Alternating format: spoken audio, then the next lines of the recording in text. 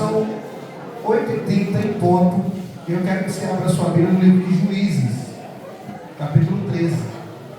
Juízes, capítulo 13. Hoje é Santa Ceia e geralmente no culto de Santa Ceia a gente acaba o culto um pouquinho mais tarde. Então hoje até 10 horas eu acabo o culto. Amém! O negócio está ficando sério. Quando eu levar a sério mesmo, virar uma vigília no domingo aqui. Juízes 13, versículo 1. Vocês acharam? Juízes é o 7º livro da Bíblia. Gênesis, Êxodo, Levítico, Número, Deuteronômio, Josué, Juízes. Você que não está fazendo biologia, vai fazer que você vai decorar. Tá? Diz assim. Eu vou ler uma tradução aqui, talvez seja um pouco diferente do que está aparecendo para você no telão, tá? Mas o conceito é o mesmo. Vamos ler junto. E os filhos de Israel tornaram a fazer o que era mal aos olhos do Senhor. E o Senhor os entregou na mão dos filisteus por 40 anos. Versículo 2. Versículo 2. E havia um homem de Zorá, da tribo de Dan, cujo nome era Manoá, e sua mulher, sendo estéril, não tinha filhos. Versículo 3. E o anjo do Senhor apareceu a essa mulher e disse: eis que agora você é estéril e nunca teres concebido, porém conceberás e terás um filho. Versículo 4. Agora, pois, guarda-te de beber vinho ou bebida forte ou comer coisa imunda. Olha o versículo 5 para a gente concluir. Porque eis que tu conceberás, terás um filho sobre cuja cabeça não passará navalha, porquanto o menino será nazireu de Deus desde o ventre, e ele começará a livrar a Israel nas mãos dos filisteus. Amém? Pai, nós colocamos a nossa vida diante do Senhor e queremos te louvar e te adorar. Muito obrigado pelo que o Senhor tem feito até aqui, pelo que o Senhor já fez. Nós nos colocamos diante do Senhor e pedimos: fala conosco um pouco mais nesse momento, em nome de Jesus. Amém e amém. Queridos, nós estamos diante de um texto, de uma história muito conhecida até mesmo no meio de quem não é cristão. Com certeza você já ouviu falar sobre Sansão e Dalila em algum momento da sua história. Possivelmente, com certeza não, mas possivelmente você já ouviu falar de Sansão e Dalila, de como que Sansão ele foi um homem que ele foi não enganado, porque a palavra, acredito que não seja essa, mas de como esse homem era tão poderoso, tão forte, e por cair no conto de uma mulher, acabou perdendo a sua força e ficando como um bobo, literalmente servindo a outros deuses. E aí eu quero conversar com vocês nas próximas semanas sobre esse texto, sobre esse contexto, com base na vida de Salomão, assim como fizemos de Sansão, como fizemos com Esther, para a gente aprender um pouquinho. E dentro desse contexto do livro de Juízes, é interessante a gente perceber que a história de Juízes, do livro de Juízes, é uma história muito peculiar, porque ela é uma história que fala de altos e baixos do povo de Israel. O povo de Israel tinha acabado de sair do Egito, acabado não, na verdade tinha passado dos anos, ele estava entrando em Canaã. Josué estava conduzindo o povo. Todo o livro de Josué fala de como Josué introduziu o povo de Israel em Canaã. E aí, depois que Josué morre, começa o livro de Juízes. Quando começa o livro de Juízes, durante a orientação de Josué, tudo estava caminhando muito bem, porém Josué morreu, e cada tribo começou a se espalhar pela terra, e começou a fazer o que eles achavam melhor. A Bíblia diz, todo o livro de Juízes conta isso, que por um tempo o povo servia a Deus, mas por outro tempo o povo fazia o que era mal aos olhos do Senhor. E aí, enquanto o povo servia a Deus e fazia o que agradava a Deus, a Bíblia diz que Deus abençoava o povo. As searas eram muito boas, as colheitas eram muito boas, até que o povo se virava contra o Senhor, fazia o que não agradava aos olhos de Deus, e aí vinha juízo sobre o povo através dos inimigos. No contexto de capítulo 13 de Juízes, está acontecendo exatamente isso. A Bíblia diz que os filisteus estão sobre o povo de Israel, já tinham 40 anos, e o povo novamente tinha feito o que era mal aos olhos do Senhor, não obedecendo o que Deus estava fazendo, obedecendo o que Deus estava orientando. É quando então Deus intervém novamente, para poder ter misericórdia, Deus mostrando misericórdia, envia um anjo até um homem chamado Manoá e promete para ele uma criança. É interessante a gente perceber, irmãos, que do livro de Josué para Juízes, Josué morre, e o que é muito interessante é que quando Moisés ele morre, no finalzinho do livro de Deuteronômio, a Bíblia diz que Josué ficava o tempo todo do lado da tenda, protegendo, guardando, ele era discípulo direto de Josué. Mas quando Josué morre, ele não consegue fazer o discípulo forte. Não tem alguém que conseguiria levar a visão de Josué para frente. E o que acontece? O povo acaba se dispersando. A gente percebe a importância do legado, da formação de líderes e de discípulos, porque se nós sairmos aonde nós estamos hoje, os nossos discípulos precisarão assumir. Se não fosse assim, a gente não estaria aqui hoje, porque o Evangelho não teria sido pregado até nós. Então, qual que é a visão que você tem passado para frente? Qual que é a visão que Deus mandou você fazer? O que Deus está direcionando você a fazer para compartilhar com os outros? Eu tenho tentado fazer com que a nossa igreja seja muito forte no discipulado, no GC, mas isso é a visão que Deus deu para nós, de um modo geral, para a gente poder levar isso para frente. Queira Deus que quando, se acontecer de eu sair algum dia daqui, que Deus possa manter com que a igreja continue nessa visão. Porque você acha que o discipulado é bênção ou não?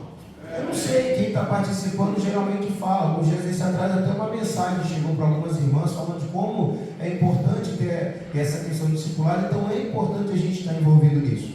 Mas a Bíblia diz que o povo tornou, versículo 1 aí, ou voltou a fazer o que era mal aos olhos do Senhor. E aí o povo ficava nessa oscilação. Quando fazia a vontade de Deus, tinha paz e crescimento. Mas quando desobedecia a Deus, havia lutas e inimigos contra ele. E é importante a gente entender quanto a isso, que andar no centro da vontade de Deus é sempre melhor. É muito melhor você fazer a vontade de Deus, estar no centro da vontade de Deus, estar fazendo o que Deus quer, do que você continuar rebelde, continuar fazendo as coisas do jeito que você acha certo. Sofre menos quando a gente está no centro da vontade de Deus. Lutas vão vir? Sim, sempre terão. Jesus falou que no mundo nós teríamos aflições, mas nós deveríamos ter bom ânimo, porque Ele, Jesus, venceu o mundo. Se Ele venceu pelo poder do Espírito Santo, nós também vamos vencer. Mas a grande verdade é que se a gente anda no caminho de Deus, fica muito mais fácil de resolver as coisas. No capítulo 13, então, Deus intervém novamente. Deus novamente vem intervir no mundo, enviando uma palavra para uma mulher estéril. Preste atenção. Todas as vezes que Deus quer ou quis biblicamente intervir na humanidade, salvando o seu povo, todas as vezes não, mas a grande maioria das vezes, ou nas vezes que foram mais cruciais, que tem mais isso para a gente, ele sempre foi até uma mulher que não podia ter filhos. É interessante perceber isso.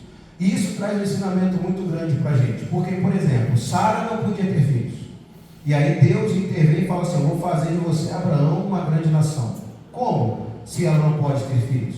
Deus então intervém, abre a madre de Sara, Sara então passa a ter filhos e tem uma grande nação. A esposa de Isaac, a mesma coisa. A gente vai caminhando um pouco mais e a gente percebe agora, no texto de Sansão, uma mulher que também era estéril, que não podia ter filho, e ela acaba gerando depois de uma palavra de Deus. Depois, lá no livro de Samuel, também tem uma mulher chamada Ana, que também tem um filho no tempo de crise, onde os sacerdotes também não eram tão santos. Deus levanta um homem chamado Samuel, que foi gerado de uma mulher estéril, que Ana não podia ter filho, e aí ele, Samuel, passa a ser o último juiz da nação de Israel, antes de um governo monárquico. Depois, um pouquinho mais para frente, alguns anos mais para frente, a Bíblia diz que Deus enviou uma palavra a uma mulher chamada Maria, e falou para ela o seguinte: olha, Maria, você se apruma aí, porque você vai ser envolvida pelo Espírito Santo, e você vai conceber, e você vai dar à luz a um homem, e esse homem se chamará Jesus de Nazaré, e ele vai salvar o seu povo dos seus pecados. Sabe o que é interessante, que tem em comum nisso tudo? Que uma mulher que é estéril, ela não pode ter filhos. a não ser que haja uma intervenção divina. E aí Deus está dizendo para mim e para você que para Ele não tem nada possível.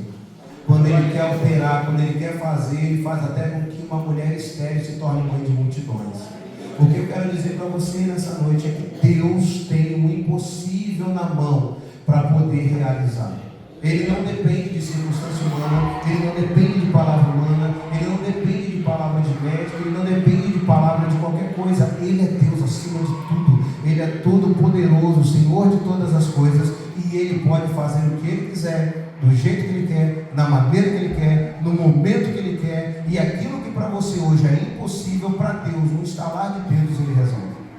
Esse é o Deus que você serve, esse é o Deus que você está andando, esse é o Deus que você está caminhando. E é importante a gente ter isso sempre na nossa mentalidade, porque as lutas vêm, os desafios vêm, e a gente às vezes acaba se deparando com algumas coisas e esquece do Deus que a gente serve.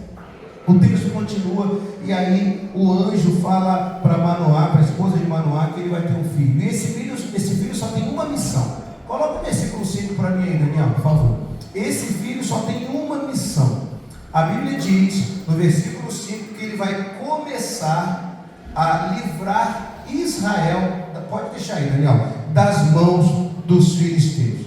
É interessante que essa palavra começar no original, ela traz a ideia de profanação, traz a ideia de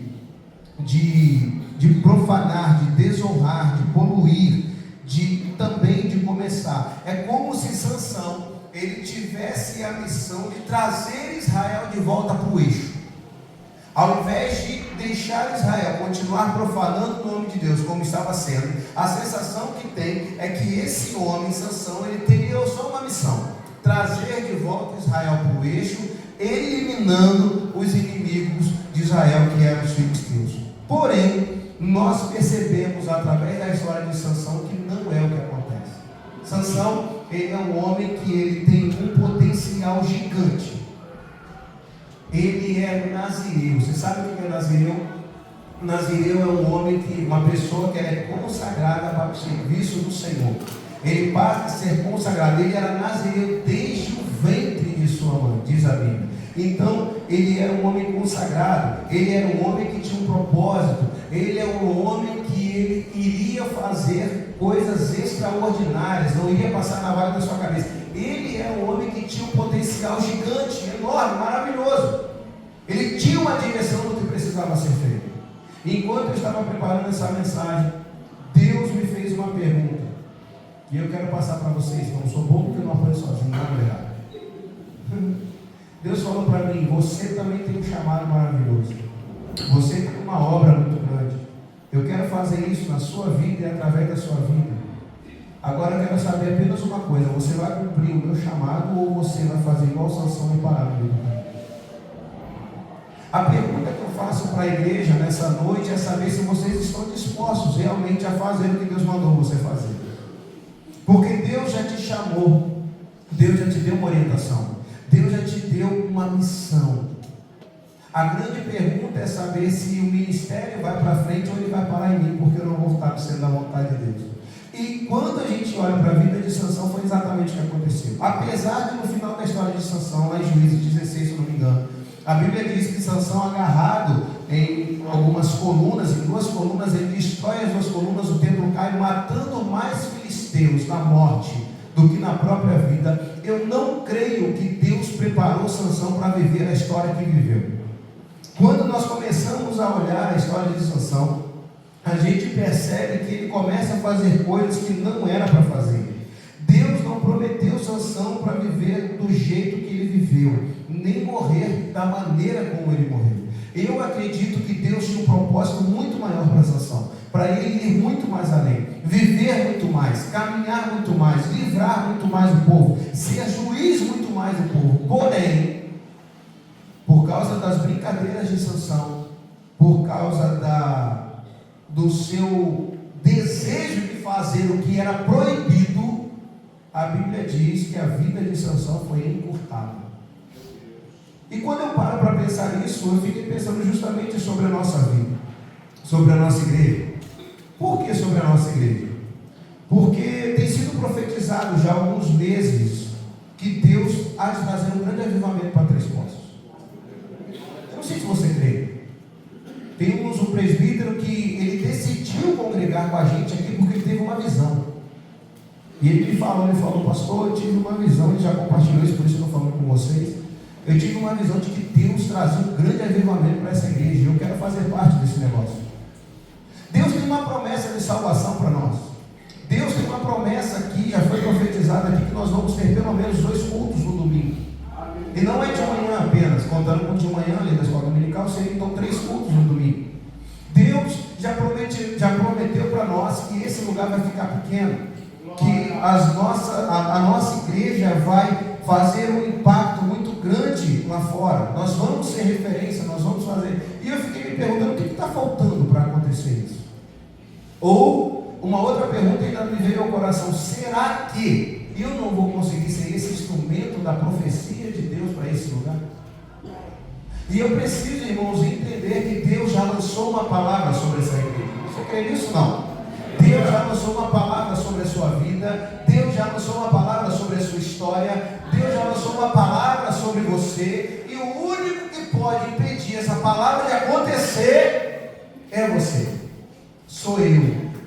Quando eu não ando no centro da vontade de Deus, quando eu não estou andando naquilo que Deus quer que eu ande, eu passo a ser o principal inimigo do projeto de Deus nessa terra. E eu quero perguntar para você se você está disposto a fazer o que Deus mandou você fazer, ou se você vai ser um impedimento da glória de Deus vir para esse lugar.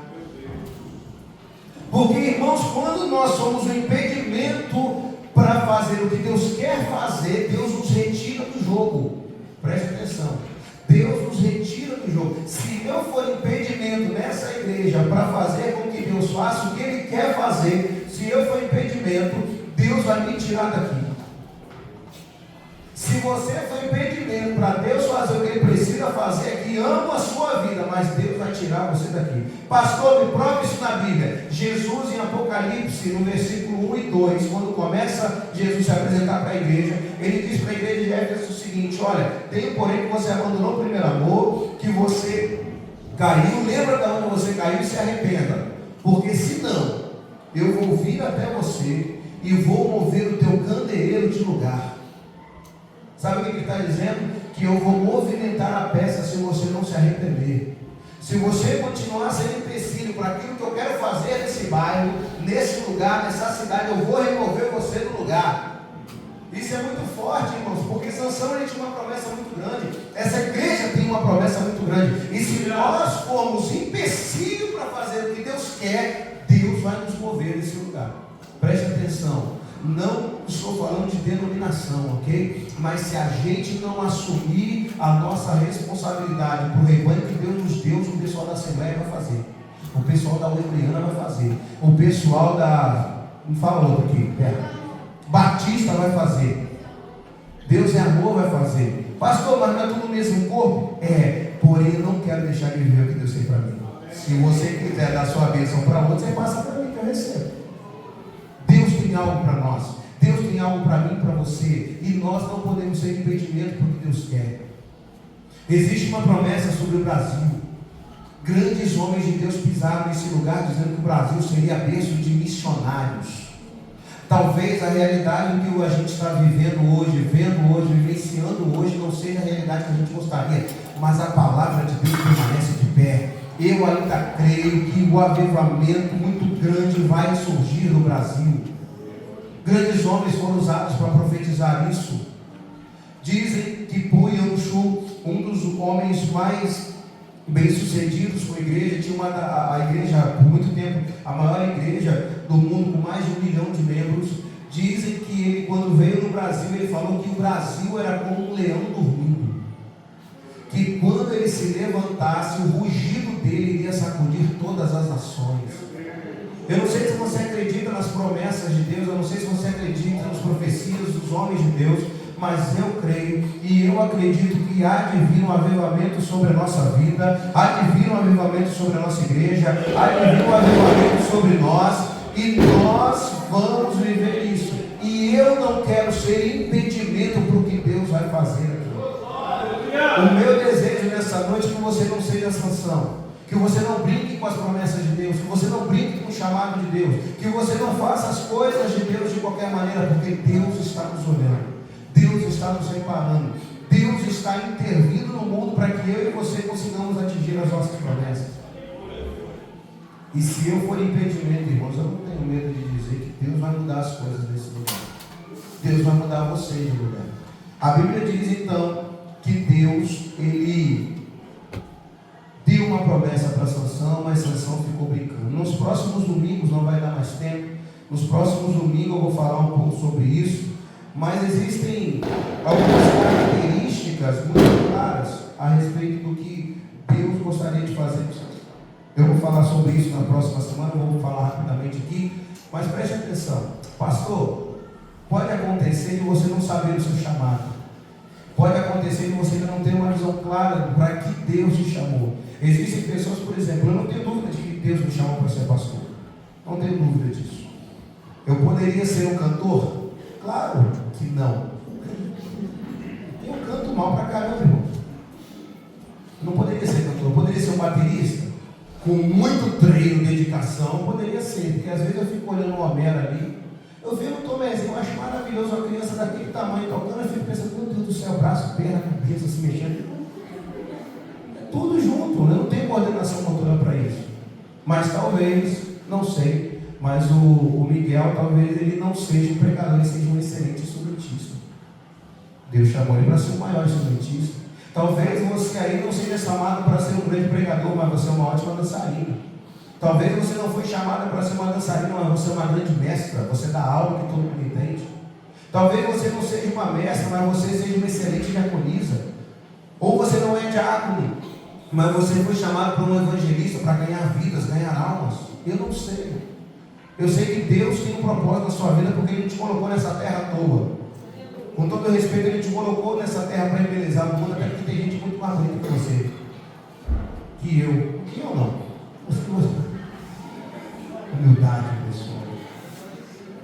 Mas existe algo que Deus mandou eu e você fazer. Ide por todo o mundo, anunciar o Evangelho a todas as pessoas, discipulando-as, batizando-as em nome do Pai, do Filho e do Espírito Santo. Aquele que crer e for batizado será salvo. Quem não crer já está condenado. Não sabe o seu propósito?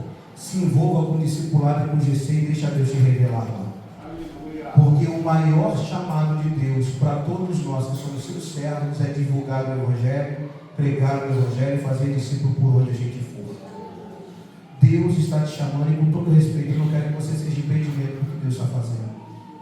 E eu não quero ser impedimento do que Deus está fazendo. Eu quero me envolver cada vez mais com o discipulado, com o GC, ganhando vidas, salvando pessoas, porque no final de todas as coisas, irmãos, o que vai importar lá naquele grande dia, Jesus te perguntando, e aí? Quantas pessoas você conseguiu trazer? E aí?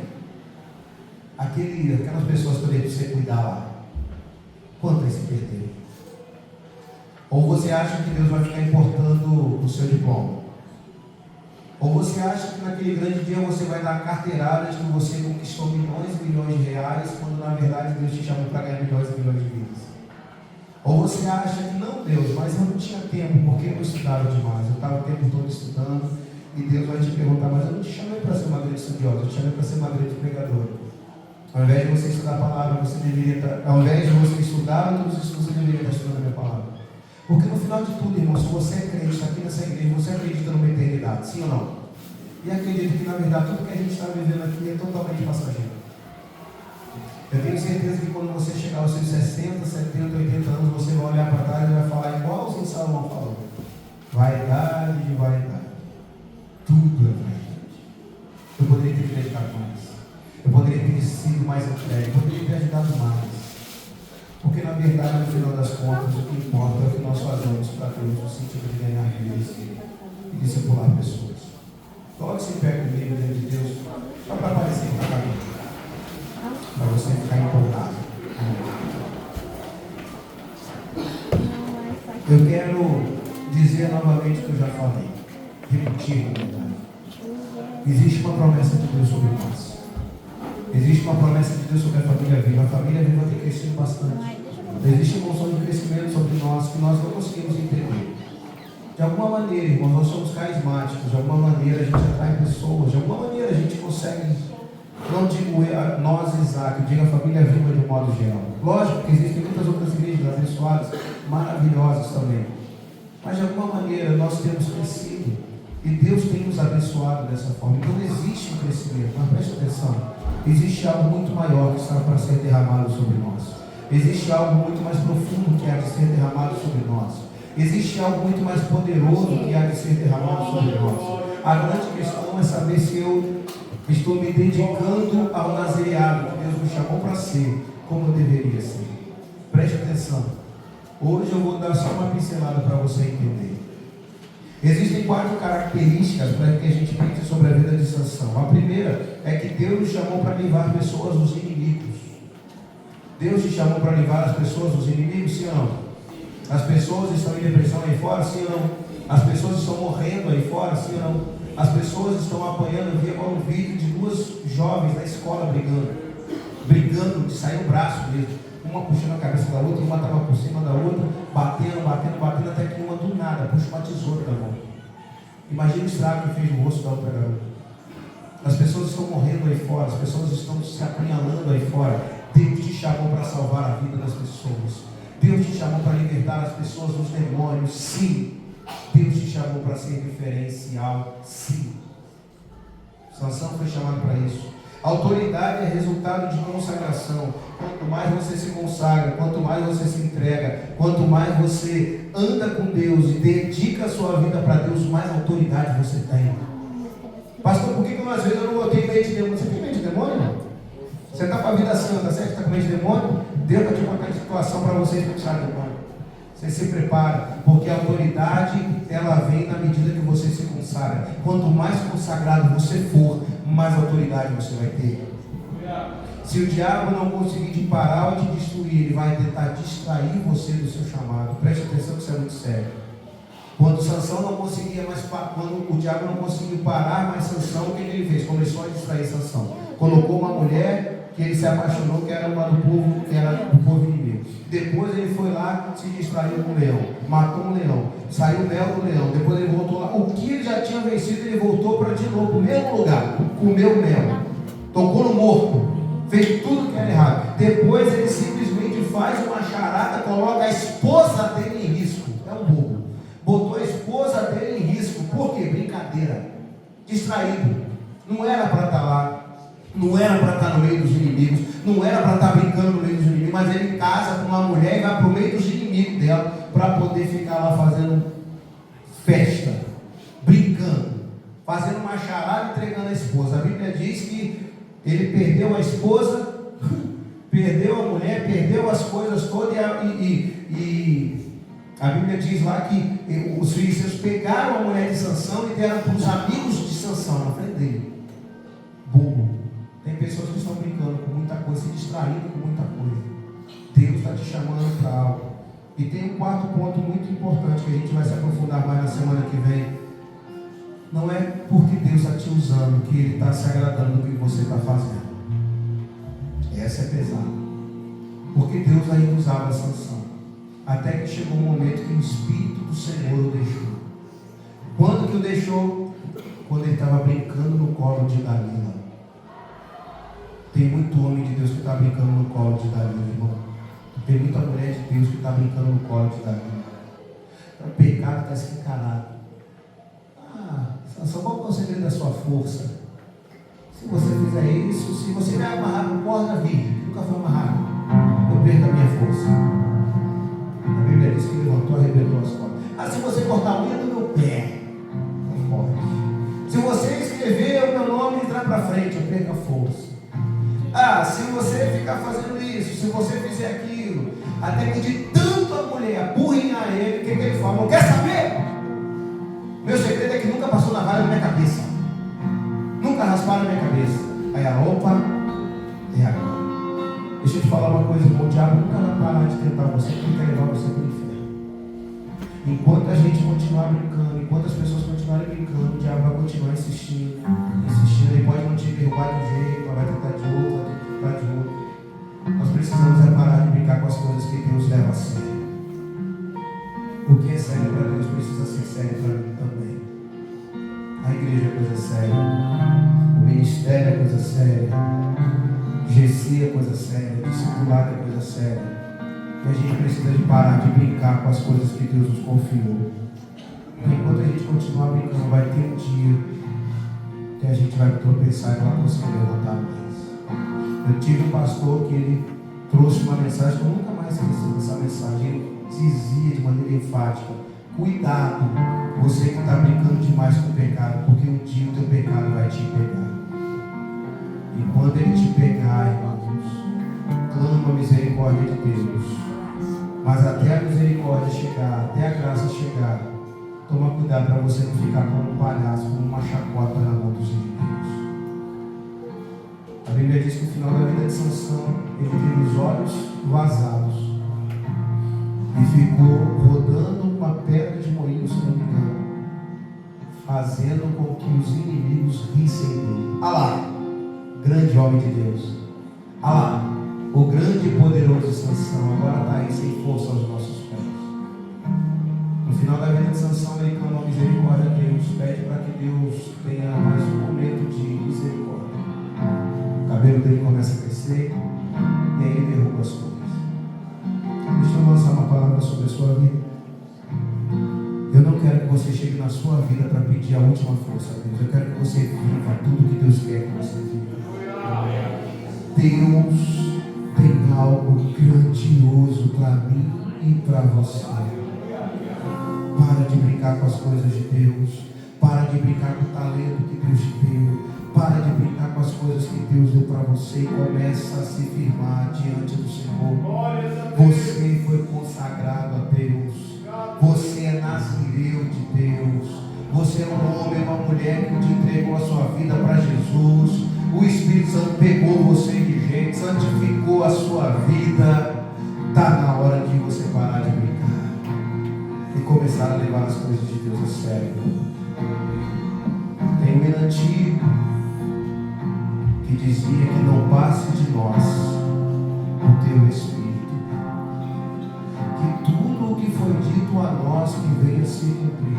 E aí, determinado estrofe diz o seguinte: que não seja preciso que se levante uma nova geração que vá adiante, mas que venha sobre nós o teu Espírito.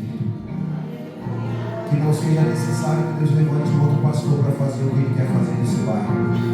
Que não seja necessário que Deus levante outros presbíteros para Ele fazer o que quer fazer nesse bairro. Que não seja necessário levantar outros levitas para fazer o que precisa fazer nesse bairro.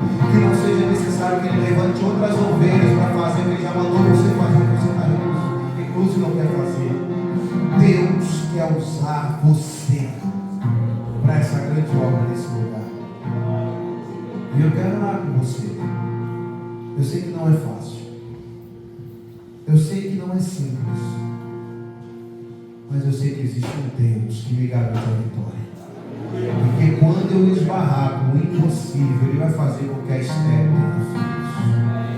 Lucas, quando ele vem trazer o anúncio de Jesus, a mulher pergunta: mas é tão difícil ter filho? E aí o anjo pergunta: por acaso há algo demasiadamente difícil para o Senhor? Porque para Deus nada é impossível. Não desiste não. Não desanima não. Deus tem algo para fazer na sua vida e através da sua vida. Amém? Curva a sua cabeça, feche seus olhos, vamos orar. São 9h04. Eu não vou fazer o convite hoje de propósito. Sabe por quê? Porque eu acredito que você já ouviu falar de Jesus e já conhece Jesus. Existe a necessidade de você fazer uma confissão pública? Sim, existe. Existe a necessidade de você falar de alto e bom som que você quer aceitar Jesus? Sim, existe. Mas também existe uma necessidade de você que é chamado por Deus, é nazireu de Deus, de você se comprometer com o Espírito Santo e fazer aquilo que Ele te chamou para fazer. E nessa noite o convite é para você que sabe que tem um chamado, mas que talvez esteja agindo como Sansão durante a sua vida. hora da gente parar de brincar de ser crente. O diabo está arrebentando a vida das pessoas. E a gente está olhando, achando graça e acusando o pecado dos outros. Deus te chamou para fazer a diferença. É com você. É você que quer viver isso, viver o que Deus tem, é com você. Coloca a mão no seu coração aí que eu vou orar. E que Deus tenha misericórdia de nós. E que Ele não mova o nosso candeeiro de lugar. Pai, eu quero colocar a nossa vida diante do Senhor, dessa igreja diante do Senhor, e eu incluso isso. Eu não quero, Senhor, de maneira nenhuma ser impedimento para a obra que o Senhor tem para fazer em Três Poços. Pelo contrário, eu quero ser uma ferramenta. E eu quero orar, meu Deus, para que nenhum dos meus irmãos que aqui estão seja empecilho para a tua obra. Tem misericórdia de nós. Não permita, Jesus, que a gente venha atrapalhar o que o Senhor quer fazer. Não permita que a gente seja impedimento para aquilo que o Senhor quer fazer. Não permita que a gente atrapalhe a tua obra na vida de pessoas. Mas que a gente seja um instrumento, que nós sejamos um instrumento para aquilo que o Senhor quer fazer. Levanta líderes de GC. Levanta discipuladores. Levanta, meu Deus amado, essa igreja, porque essa é a missão que o Senhor deu para a sua igreja, Senhor, discipulado, ganhar vidas, batizar pessoas. Foi para isso que o Senhor nos chamou. O resto é tudo consequência. Pastoreio é consequência, levirato é consequência, diaconia é consequência. Mas o Senhor nos chamou para sermos, meu Deus amado, discipuladores, salvar pessoas, batizando-as em nome do Pai, do Filho e do Espírito Santo, batizando-as em nome de Jesus. Ajuda a gente a fazer isso. Enche a gente com o teu Espírito Santo. Perdoa os nossos erros e pecados e que a tua graça seja sobre nós. Dá-nos uma semana abençoada, cheia da tua graça e da tua unção. Que o teu Espírito se manifeste e se revele a nós. E que a graça do nosso Senhor e Salvador Jesus Cristo, que o amor de Deus, o nosso Pai, as doces, eternas e sublimes consolações do Espírito Santo de Deus, que elas permaneçam conosco e com todo o povo de Deus, desde agora e para todo sempre. Todo o povo de Deus diz: Amém.